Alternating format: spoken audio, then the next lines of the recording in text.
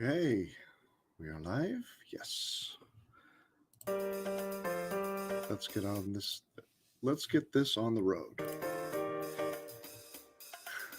I don't know if you can hear that. My name is Chad Lupkes. This is Total Growth Investing, and this is in sort of ad hoc. It's sort of planned, but here's the deal. I've been working with a team of people that I want to bring up their names because they're an awesome team to update the Total Growth Investing Ranked Watchlist to within a reasonable time period. So we are currently within 3 months for 90%, 99% of the stocks that we track. And so far, up to now, on the Total Growth Investing page, I have been sharing the version of the watch list that I developed a very long time ago. And I hadn't been updating that one. And I started realizing that with everybody using this, I needed to put something out that was a lot more up to date. And so, like I said in some posts, we've been working on an update, and I am here to show that update off, to post it on the page, and to get it into your hands so that you can see what stocks over the last 3 months have risen to the top of the various rankings. And I also want to give a presentation on how this system works in terms of how the rankings are developed and how the ranking system works, and also how I use it to build my portfolio. So that's what I wanted to do. And so that's what I'm going to do. Just to go into some history and some background, I started building this list probably a year and a half ago. It was in August of 2019 when my friend Keith, who might or might not be watching, I don't know, started asking me questions about my portfolio and how it was doing. And I was so focused at the time on how the dividends were doing and how the dividend revenue was coming in. I wasn't paying attention to price. I wasn't paying attention to the actual portfolio value in my stock portfolio. And I was losing money and I wasn't even knowing it. I didn't even realize what was going on. Let me bring up my dividend totals chart so you can see what I'm talking about. Is this visible? Yes. So this is the total history of my dividend revenue, going back to the very beginning. And I started with what I call a dartboard process. It is it's where you pick stocks at random because they're in the news and you hope that they go up. You're not really doing a lot of research, and I know I wasn't because I was really busy with other things. And so I did that for a couple of years, and then in 2005 or 6, I bought $1,000 worth of AT&T, and this really started me on a dividend journey. And it kept going for a couple of years, and then in 2010, I realized that there was such a thing as high current yield, and I went on the high dividend hunt, looking for the highest current yield, looking for monthly stocks, looking for things that would build a magical revenue stream as quickly as possible. And it worked. You can see that. I mean, this is the monthly down here, this is the quarterly, and this is the annual. And my annual growth in dividend revenue went up like crazy. And one of the reasons that really got my attention was the 2008 crisis. Because you know the big dip that we saw in 2007 and 2008 because of that financial crisis? I didn't see it on my chart. I didn't see a loss in dividend revenue because the stock value went down. So that meant logically that dividends we're able to hold steady during downturns. We'll get to that. So that's why I started focusing more on dividends, and then I got caught into the high dividend trap, and I was buying anything with a 10% current yield or higher for a very long time. And it was working. It slowed down here because I wasn't able to put in as much because I had other expenses that I needed to do, but it kept growing because of compounding. And it kept going all the way up to the middle of 2019, 2020. And it was right about here that Keith asked me how my portfolio was doing in terms of actual portfolio value, the stock price for all of the stocks that I held. And I looked at it and I realized, yeah, there's a problem, because most of those high dividend stocks that were generating this fantastic revenue, I mean, it topped out at an annual average of 3,069, and my actual average, you can see at the top here, 3,173. That's per year. I thought that was the greatest thing, but my portfolio value was lower than it had been even a year before, because I was buying energy stocks and pipelines and the multi-level partnerships and all of those things that I now in the groups just say stay away from because they're a trap. And I was right, at least for me, because when I sold those off during my transition from a high dividend hunt to total growth, my dividend revenue completely crashed. Right now, it's down to, what is this? Yeah, there it is, 923, and there's even lower than that, 799.59. That's the average. That's my total over the last 12 months because of this crash. And I expect it to continue to go down for a little bit and then start to rise back up. And I can see that, get this out of the way, here. Come on. And of course it freezes.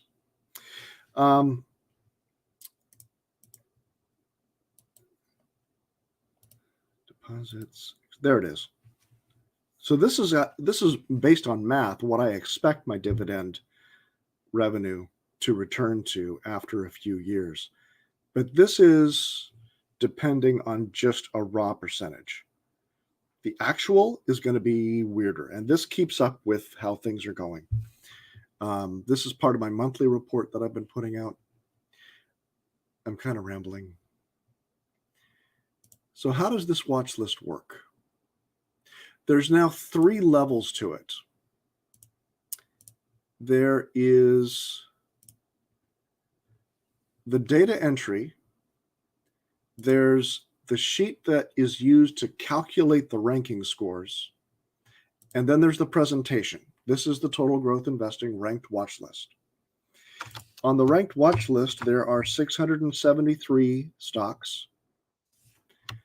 And there's 4 different strategies represented in the ranking numbers. I go by Total Growth Investing. The other 3 are Dividend Growth Investing, Price Growth, and what I'm calling Healthy Income. I will get into the rankings on how this works for each of these. But let me start with some data entry. So this is the data entry sheet that we've been trying to catch up to within 3 months. We've got a date column that we keep updated saying this is the last time that we updated the numbers. And I'm going to update star right now while you're watching, since I have it here.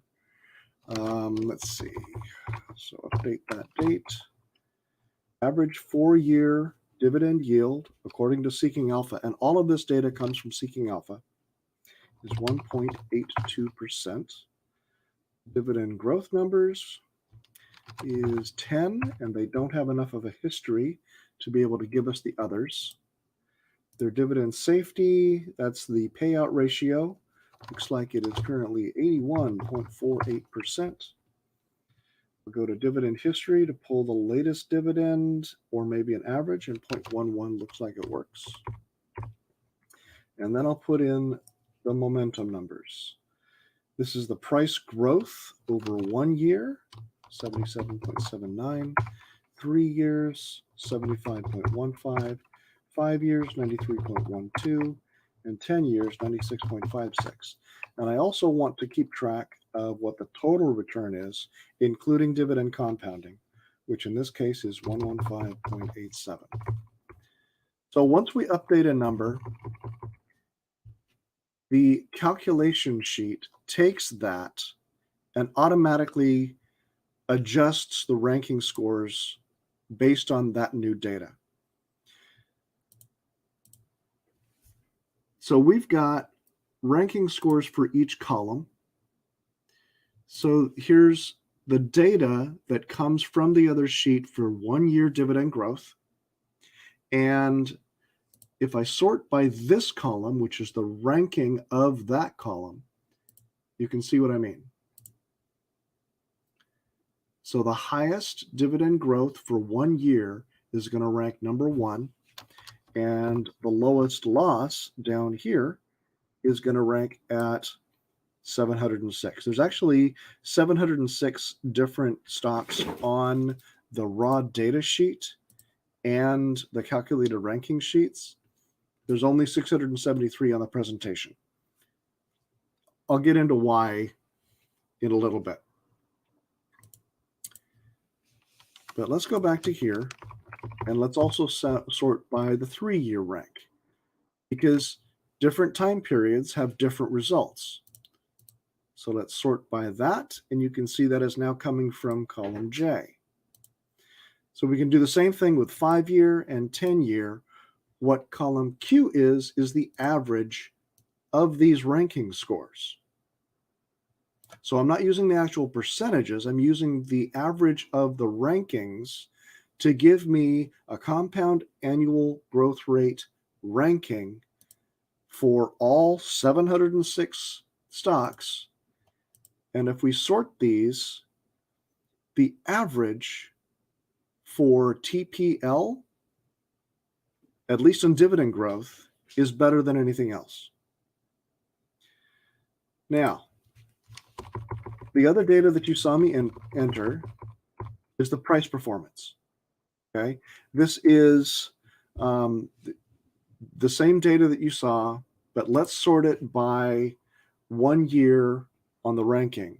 And you can see these are the highest returns that we see in Seeking Alpha for 1 year. And let's do the same thing with 3 years. And we can do the same thing with 5 or 10. And then this column, just like we saw over here, is the average of these ranking scores. The price performance is ranking column AA. So that is the actual rank of this column.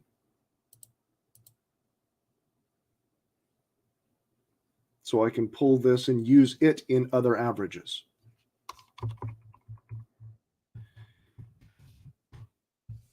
This column here is where I get the TGI score. That's the total growth investing average ranking score. And that data comes from the rank of the payout ratio, which I consider important, the average of the compound annual growth rate, and the average of the price growth. Because you want stocks in your portfolio that are growing in value and growing in dividends, at least according to my strategy. I also do a little bit of fancy math here because I'm taking the 1 and 3 year and putting that as a higher priority, because I want to be able to catch something as it is turning around before having to wait for too long. I don't want to have to wait for a full 10 years to be able to see that a company turned itself around and is suddenly growing where before that it was not. So total growth investing takes the payout ratio, the compound annual growth rate for dividends, and the price growth, and combines them into a ranking score that I then rank itself to give me the actual TGI score. Dividend growth investing is the same thing, but with DGI, dividend growth, I'm actually ignoring the price. I'm not worrying about what the price is doing. I'm just worrying about how the dividend is growing. For price growth, it's the opposite. I'm not worried about how dividends are growing. I'm worried about how the price is doing. I'm also not worried that much about the payout ratio because a lot of the highest ranked stocks here don't pay dividends at all. Healthy income investing is something relatively recent. And to do that, I will take the 4-year average yield, which was the first piece of data that you saw me enter here. I will ask the question, how close is that average yield to 4%? And then I rank that. So if we sort by this column, AP, you'll see these are the stocks with the 4-year average yield as close to 4% as possible. Then this is an average of price growth, dividend growth, and this ranking score to give me to bump those stocks up to the top. This last column is one that I have fun with. It's the average yield of all 4 strategies. So if I sort that, I don't need a ranking score for this because this is the only time that I sort for it.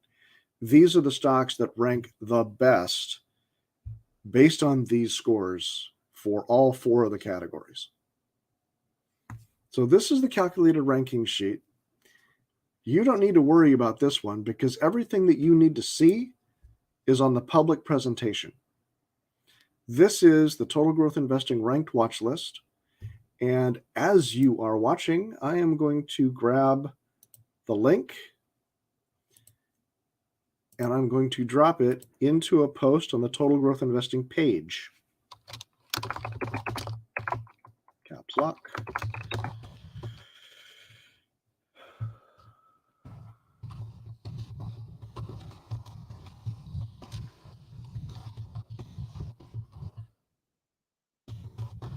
We keep this dated within 3 months of data, which all comes from seeking alpha.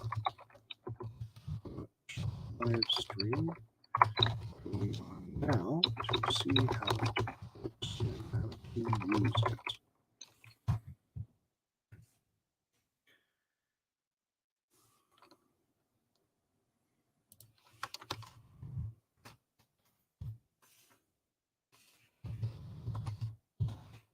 From today, March 27, 2021.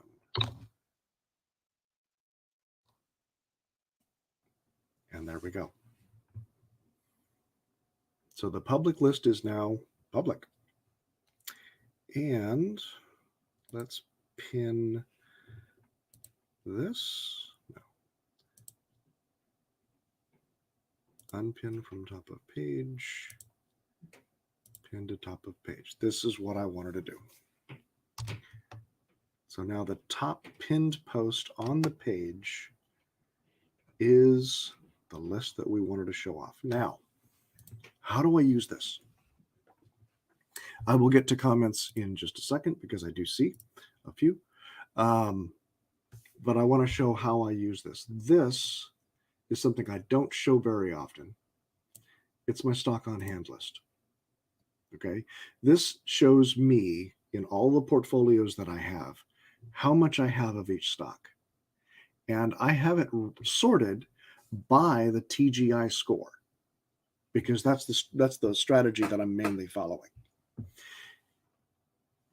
If I have a stock like SOXX as the iShares Semiconductor ETF, Okay, right now it's ranked number 1 on the TGI score. But the sector percentage for information technology is already up at 18.64%. So I don't want any sector to be more than 10%. And when I started the strategy, information technology was already at 20. So I haven't bought any IT for quite a while. And I'll move on to the next one.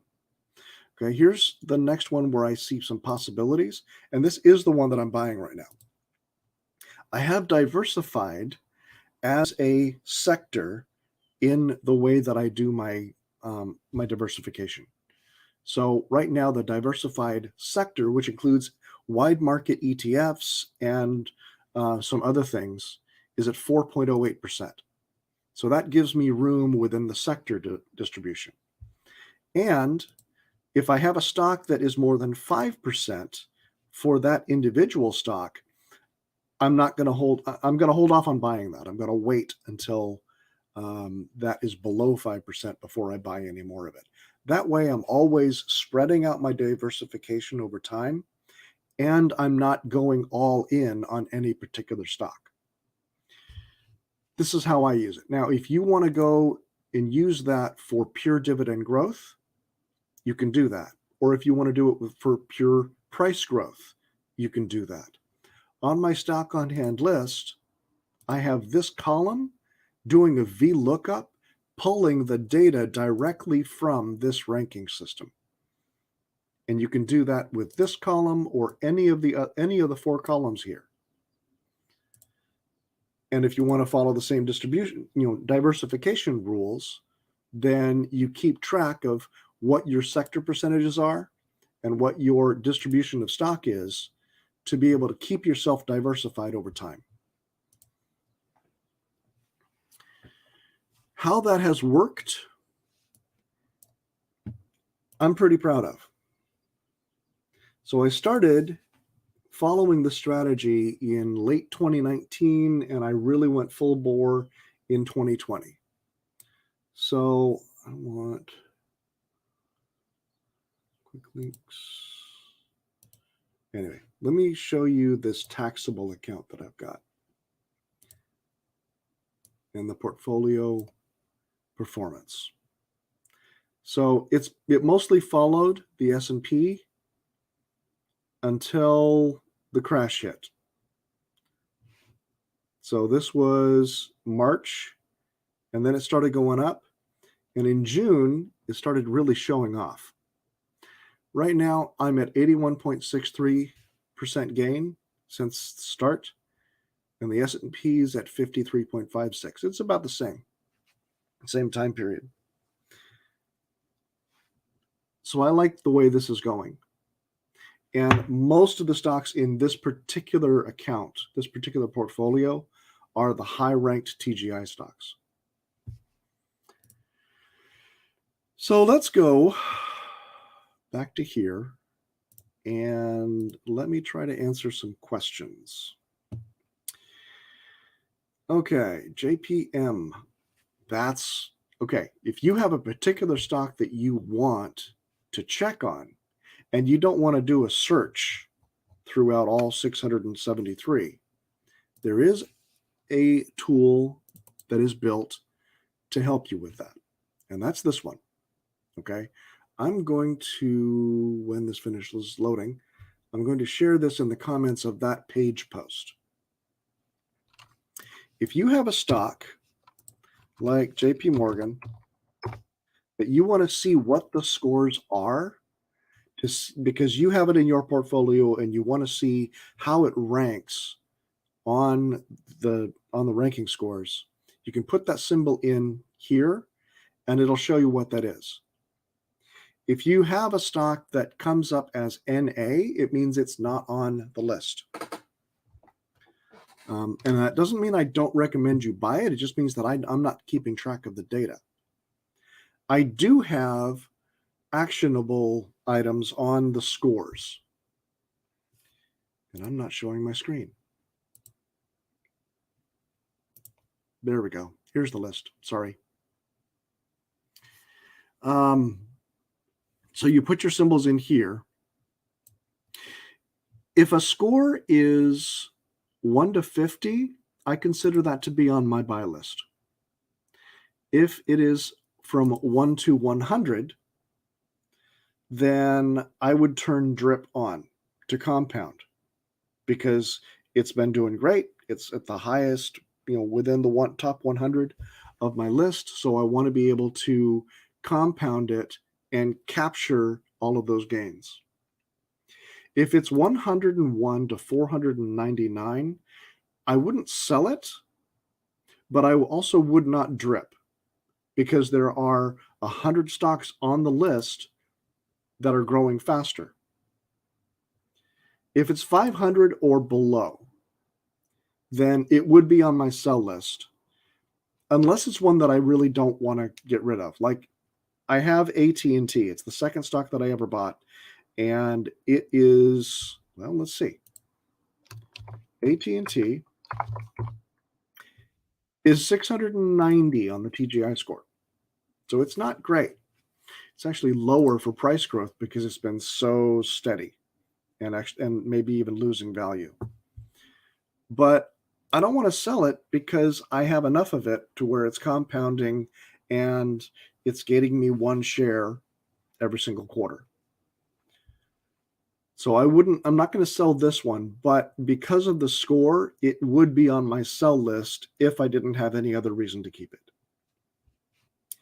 The same scores work for the other three strategies as well. Although with price growth, drip might not mean anything if they don't actually pay a dividend. Okay. Do I also update the website? The website is the next step.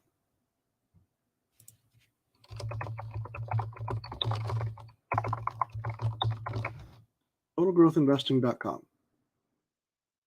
So the Google Sheets, what I need to do is I need to update this link, which I'll do right after the stream, so that this updated ranking list, the actual updated ranked watch list, is the one that shows up. Everything else is pretty much the same. So this goes to the same portfolio review template. I do stock videos, which I put on pause in November as we built this update, and I'm going to get back into that. Also had some other things happening. Am I showing you? I'm not. Okay, let me go side by side so you can see that page again. So this is the home page, introduction. This is the introduction video that I have on YouTube. This is the Google Sheets that I need to update to this version, and I'll do that right after the stream. This is a link to that portfolio review template. This is links to some of the stock review videos that I've got. This is a deep dive that I wrote up that goes into all of the things that I mentioned at the beginning, how the ranking system works, how the calculation sheet does its work to come up with those ranking scores. And I need to update it for this launch. Officially launching on March 31st. Now March 27th. Anyway, let's see. Share. This also needs to be updated because I made some changes. I found a tiny URL. So tinyurl.com/TGI list. And that should go directly to the current version. So I need to update that link. And then other things that I will present in other videos. Bullish investing and TGI, I need to update. Yes, I will update the website to reflect the current link and everything else. I hope that answers your question, Devin. Let's see. If there are no other questions, I'm sorry this was kind of haphazard. I kind of wanted music at the beginning, and I kind of wanted other things, but I'm not a professional. I'm doing this ad hoc, and I'm doing this before a week's vacation after a very crazy year. So I'm a little out of it, but I hope that this new version of the watch list that we will keep updated to within 3 months, and this new version of data entry makes that very easy. I hope this is able to help you keep your portfolio in the green, and we'll see if this chart starts going back up after the next couple months. It's going to be fun to watch. Anyway, I'm going to end this broadcast right now. If you have any questions, please let me know. Post in the comments of this video, post in any of the groups that I'm in, Dividend Growth Investing, Dividends or Us, or any place else. I am also available on chat through the page, and I hope you enjoy what we have been working on. This is a team effort now, and let's keep our portfolios in the green. That's what this is all about. Talk to you guys later.